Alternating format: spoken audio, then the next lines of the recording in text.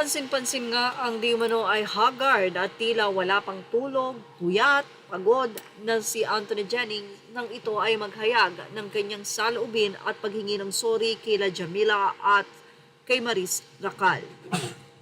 Muling napag-usapan sa social media sila Anthony at itong si Maris Racal, especially sa vlog ni OG Diaz.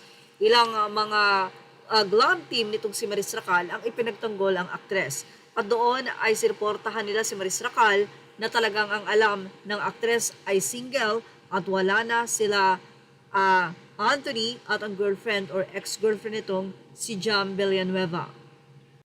Say nila, we were just as clueless as everybody else. He is single, yun ang chika to everyone. Sabi pa nila, hugs Maris Teller at we know the truth. Samantala, si Ian Veneracion naman ay nahingan din ng saloobin at ayon sa kanya, hindi ko naman maintindihan why everybody makes it their business.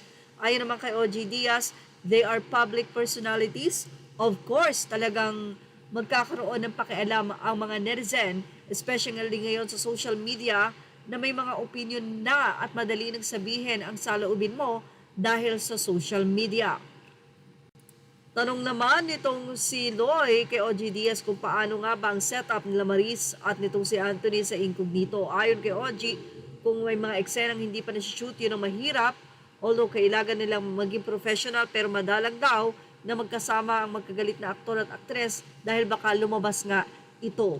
Natakpan din ang MMFF mga promotion para kanilang i-promote nga ang movie dahil sa issue ni Maris Racal. At eto pa nga, dumagdag pa ang nag-post about kay Jay or ang tinutukoy ngay si Jam. Narito po ang sinabi. Well, sa nasabi nga pong letter sa social media, for you Jay, we know what you did. You ask na makipagbalikan sa'yo or else ilalabas mo yung mga SS mo. You even blackmailed him para makontrol mo si A. Apparently, hindi yun nangyari, kaya you asked for $1 million na lang for the damages. They did, and para tumahimik ka na, kamo.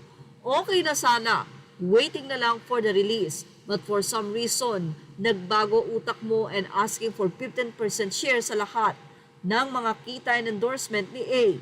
Di namin alam bakit sobrang gahaman mo. When he said no, nagbanta ka na naman and said na mas papanigan ka ng lahat ng tao kasi victim ka. Wala kang narinig sa kampo ni A kasi iniisip namin baka nananakot ka lang. Pero ginawa mo nga. Funny daw ang bait-bait mo sa mga SS. Ginawa mo yon. Talagang pinalabas mo na nakakaawa ka. Yung tipong umagri ka lang sa lahat ng sasabihin ni A sa'yo kahit harap-harapan ka ng niloloko.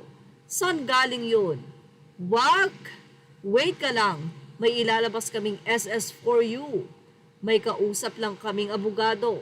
Nakalimutan mo ata na di lang ikaw marunong mag-SS. Yan po ang sinabi ng netizen na ito na tinatanong din nila OG Diaz kung sino kaya ang nag-post. Pinagkaiba nga lang yung sa SS ni A, hindi niya dinagdagan. Well, kung si Jamila man o si Anthony Jennings ang tinutukoy ng sulat na ito o ng komento na ito, ano kaya ang masasabi dito ni Jamila? May katotohanan kaya? Well, patulan kaya niya ang post na ito? Yan ang ating pakaabangan. At thank you for watching. Images are all credit to the rightful owners.